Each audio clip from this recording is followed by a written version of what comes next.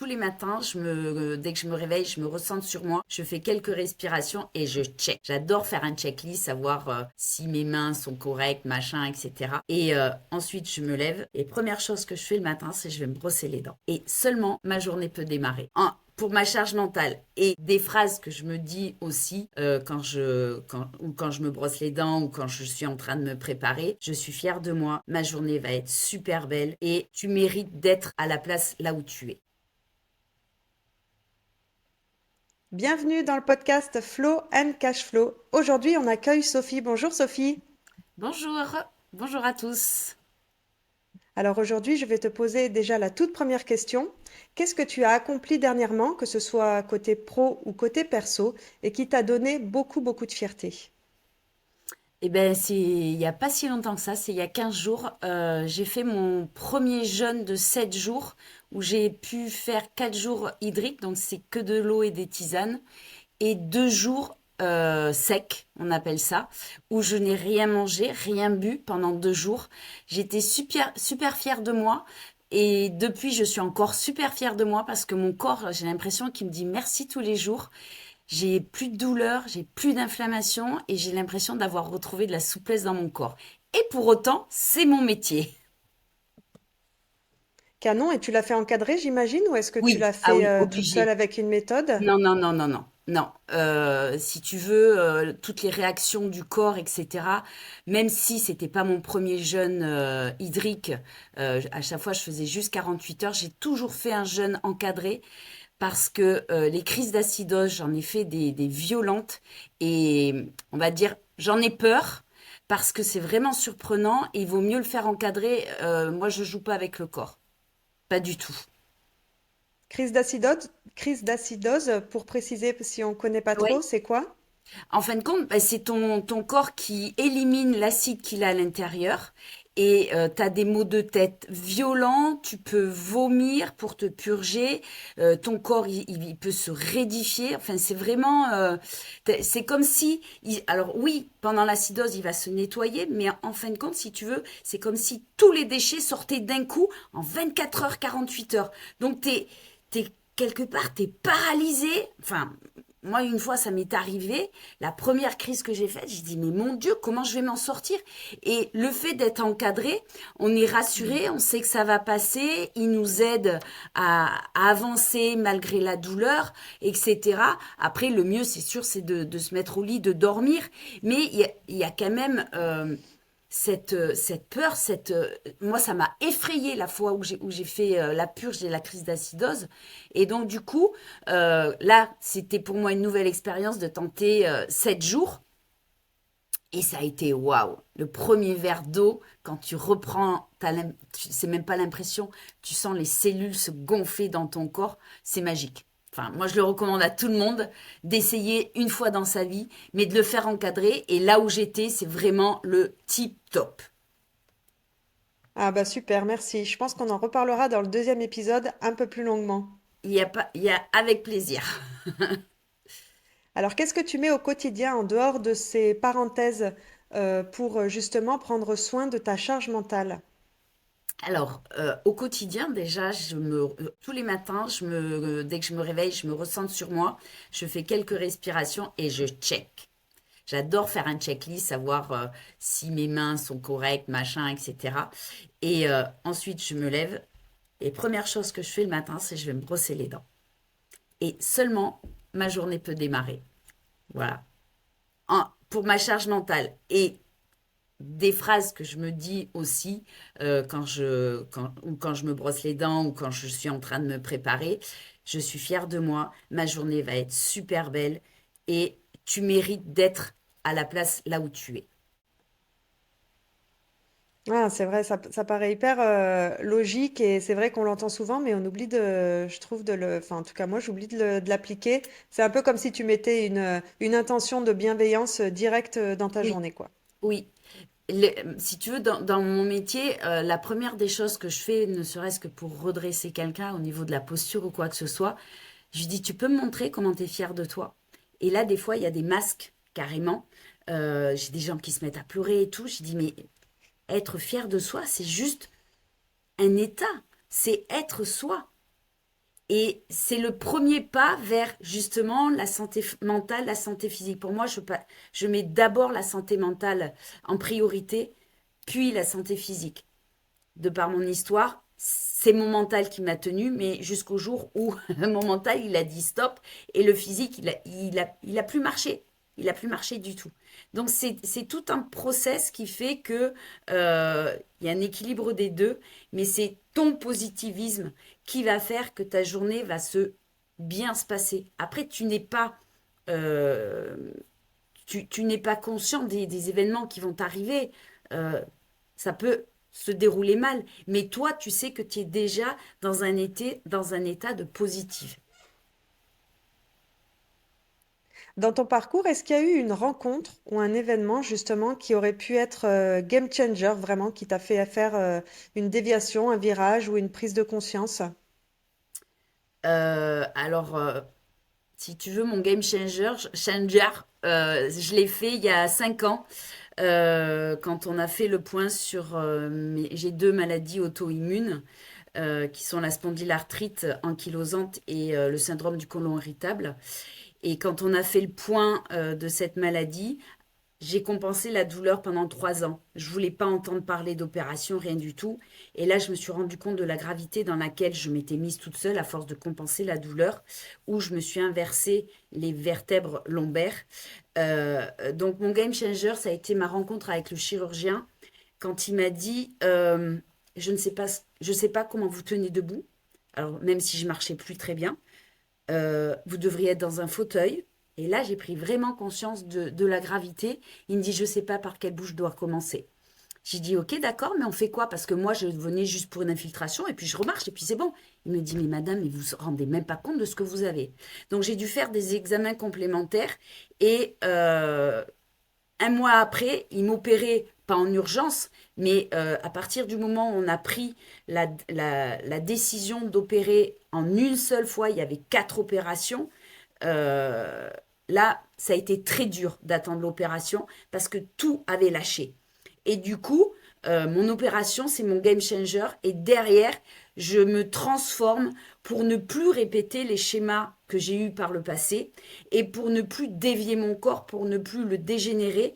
Donc, je vais dire que cette prise de conscience, même si ça a été aujourd'hui, je suis handicapée, etc. Et c'est OK avec ça. Je dis, c'est grâce à ça que je suis devenue la personne que je suis, même si j'étais une belle personne, si je suis solaire, etc. Il n'y a aucun souci là-dessus. Mais aujourd'hui, ma priorité, c'est moi. Et je suis fière de moi. Je ne l'ai jamais entendu par le passé, de par mes parents, ma famille ou quoi que ce soit. Pour autant, j'ai eu des résultats au niveau sportif. Mais peu importe. Aujourd'hui, moi, je suis fière de moi. Et je crois que c'est la priorité.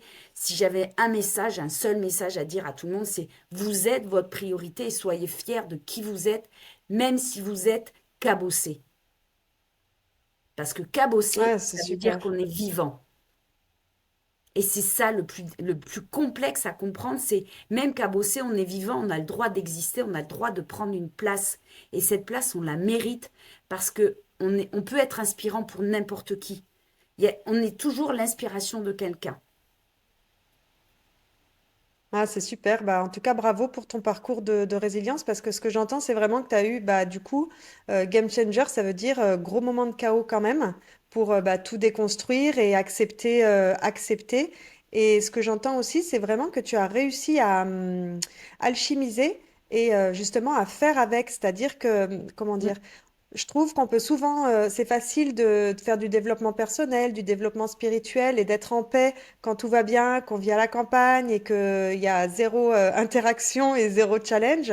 Mais faire avec bah, nos failles et les événements qui nous percutent et les personnes qui viennent dans notre champ et tout se passe pas comme on a prévu, bah, c'est ça la vraie résilience. Et j'ai l'impression que c'est vraiment ça que tu as réussi à cultiver. Alors, si tu veux, oui, j'ai réussi à le cultiver. Moi, je vais plus loin. J'ai une histoire, j'ai vécu avec pendant 50 ans. Et pour me transformer, j'ai appris à vivre à côté de cette histoire qu'il y ait de souffrance, maltraitance, de violence, tout ce que tu veux. Enfin, tout ce que tu veux. Non, c'est mon histoire, mais c'est la réalité. Il y a beaucoup de traumas au milieu. Et j'en ai fait même aujourd'hui, si tu veux, au bout de... Enfin, j'ai créé ma propre méthode de travail et d'éducation corporelle. Il y a 5 ans, suite à ma reconstruction, j'ai dit, c'est pas possible qu'il n'y ait pas une méthode qui nous permette de réparer notre corps et notre mental. Parce qu'en fin de compte, le psychocorporel, on n'en parle pas. La somatisation, c'est presque un sujet tabou. La santé mentale, c'est en train de s'ouvrir grâce à des sportifs comme Camille Lacour, comme Florent Manodou, comme enfin leur préparateur mental que j'ai rencontré, Thomas Samut, etc. Euh, voilà, à l'époque, les sportifs, on n'était pas suivis. C'était marche ou crève, c'était la douleur, la douleur, la douleur, elle fait partie de ton corps, c'est normal, machin. Non, stop! Moi, la douleur, elle m'a détruite. Parce que cette éducation que l'on a reçue par le passé, je ne vais pas dire qu'elle n'est pas bonne, elle nous donne des valeurs, elle nous donne un chemin. C'est le chemin que l'on devait prendre pour se détruire, pour derrière se reconstruire. Et cette destruction, moi aujourd'hui, j'en ai fait ma force. Et EPSI Éducation Corporelle, c'est tout ce chemin que je transmets avec amour parce que pour moi, quelqu'un qui ne comprend pas comment fonctionne un corps, il s'engouffre dans une douleur intérieure qu'il ne comprend pas. Et j'avoue avoir exploré toutes les surfaces de la douleur. Et aujourd'hui, je sais que quand quelqu'un a mal, j'arrive à lui dire, ok, t'as mal là, mais tu sais, ça peut venir de plus profond ou peut-être de plus bas. Quelqu'un qui a mal à l'épaule, je vais te dire une bêtise, mais ça peut se tenir. Qui a mal à l'épaule, c'est peut-être le pied inverse qui déconne. Bref, et tout ça, enfin après, je suis quelqu'un de passionné, donc je pourrais en parler des heures, mais en fin de compte, si tu veux, tout ça pour te dire que effectivement, ma résilience, j'ai appris à vivre à côté pour construire quelque chose et reconstruire quelque chose de transformé et de l'intérieur. Parce que c'est ça le plus complexe, c'est de se dire, mais putain, je répète le schéma, mais pourquoi j'ai tout fait correctement. J'ai fait du développement personnel, machin, de la psy, mais il y a toujours un truc. Et ce petit truc-là, ben, c'est ça que je vais chercher, moi. Le petit détail qui ne nous permet pas forcément d'évoluer comme on souhaiterait, c'est-à-dire dans le mieux-être. Et moi, je cherche le mieux-être. Le bien-être ne m'intéresse pas. Je veux du mieux, une amélioration. Et tant que tu n'as pas le mieux, eh ben, je vais chercher. Je vais chercher pour trouver ce qui te correspond à toi.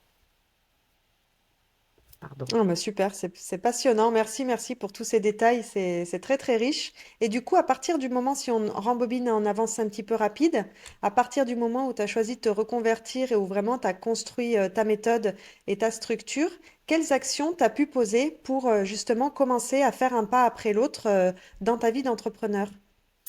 Alors, je reviens en arrière. Depuis l'âge de 15 ans, je transmets le corps en mouvement. Donc, ce n'est pas une reconversion, moi, c'est une continuité. Et depuis 13 ans, je suis indépendante. Je faisais partie d'une franchise. La franchise ne m'a pas suivie, on va dire, tout au long de mon arrêt de travail, parce que j'ai eu quand même 6 mois d'arrêt de travail, reconstruction, machin, etc. Donc, j'ai dit, je vais partir seule et je vais partir à transmettre EPSI et uniquement EPSI Éducation Corporelle. Et le déclic, ça a été que... mais j'ai perdu le fil de ta question. Quelles actions tu as posées pour faire un pas après l'autre dans ce chemin d'entrepreneur pour ta Alors, structure? mon pas, en fin de compte, si tu veux, ça a été la globalité. Je fais d'abord la respiration. Enfin, il y a 5 piliers. La respiration, l'ancrage, l'équilibre, la posture et le respect du corps et des axes du corps. Une fois j'avais posé ça, j'ai eu des gens qui m'ont aidé à structurer. Et pour rien cacher, j'ai été contactée par les compagnons du devoir au niveau national pour transmettre ma méthode. Donc là, il a fallu vraiment que je me structure parce qu'au niveau national, euh, c'est pas one again, tu observes quelqu'un. Non, là, c'est t'as 300 personnes et t'as un message à faire passer, il doit être clair, etc. Donc le message est bien passé.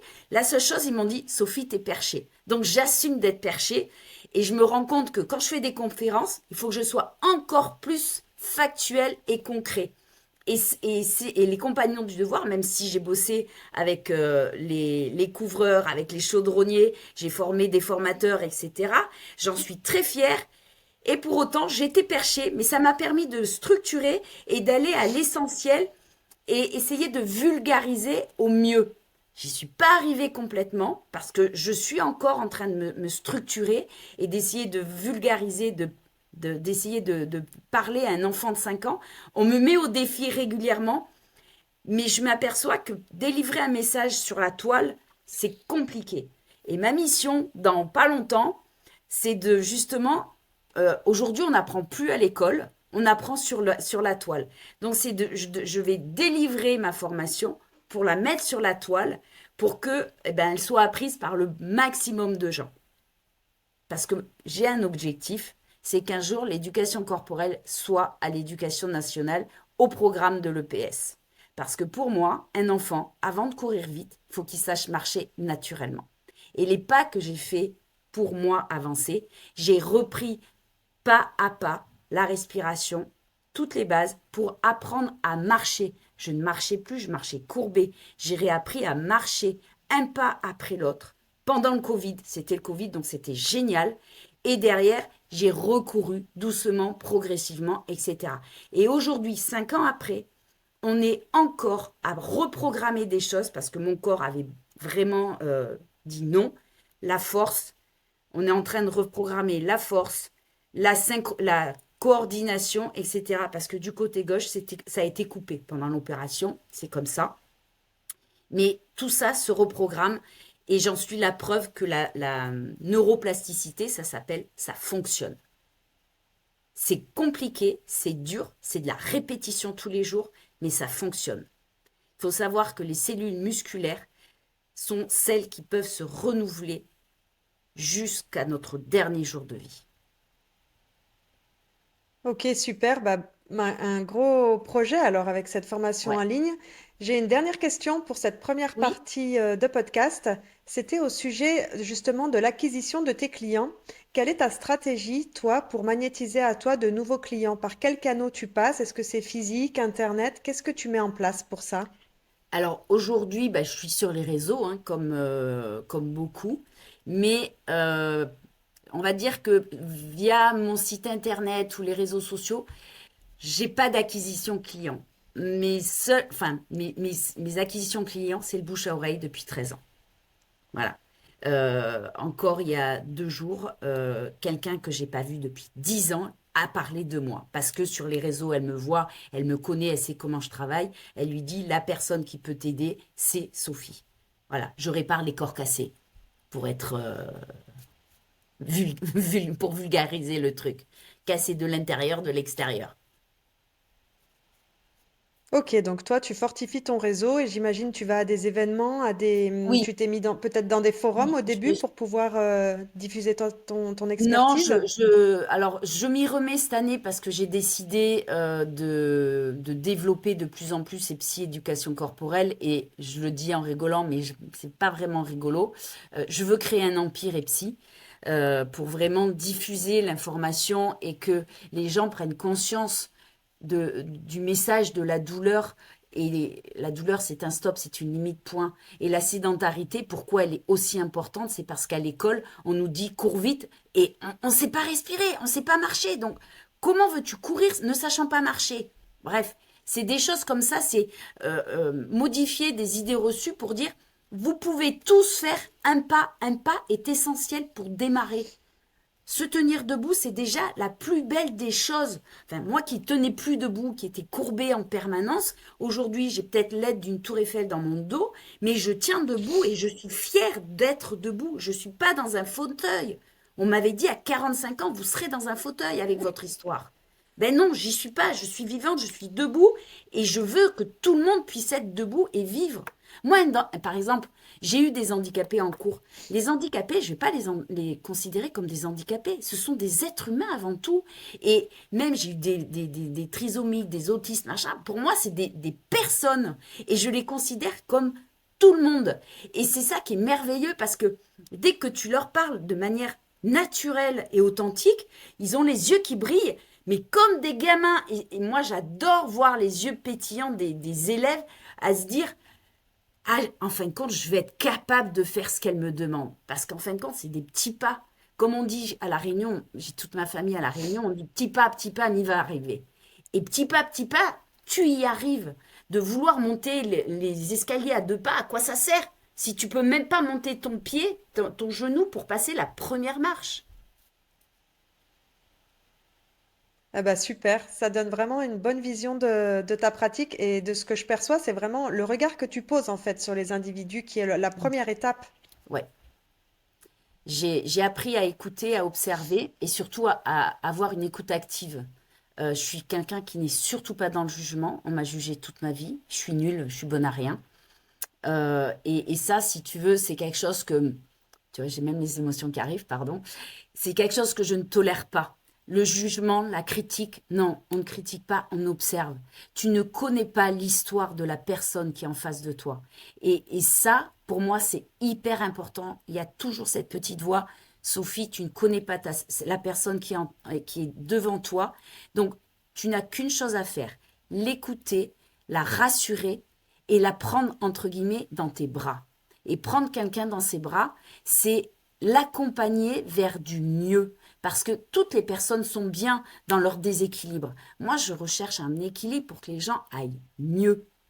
Et si tu prends pas les gens dans leur globalité, avec leurs défauts, leurs différences, etc., et que tu les prends pas comme ça, tu leur dis, mais n'aie crainte, n'aie pas peur, je suis là pour t'aider, même si tu as des problèmes, il n'y a pas de problème, il n'y a que des solutions, on va y aller ensemble. Et je trouve ça merveilleux, mais merveilleux d'accompagner les gens avec cette, entre guillemets, cette simplicité du regard.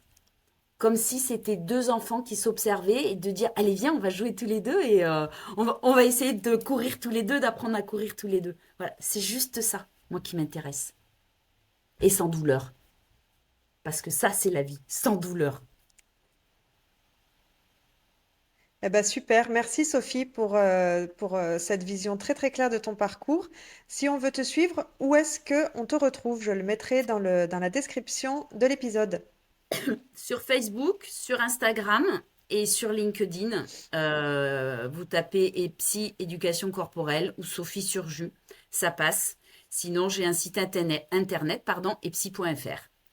Et bientôt, je dois finir mon livre, donc il va y avoir un livre qui va sortir sur toute ma reconstruction, mon parcours. Et les formations qui vont suivre, j'espère, d'ici 3 ou 4 mois. Si tu as aimé cet épisode, tu peux laisser 5 étoiles sur Apple Podcast ou Spotify. Et bien sûr, partage-le à quelqu'un qui pourrait en avoir besoin. Tu peux me taguer et laisser un commentaire. J'adore avoir ton feedback. Ça m'aide à grandir et à proposer des épisodes qui te ressemblent. Belle journée!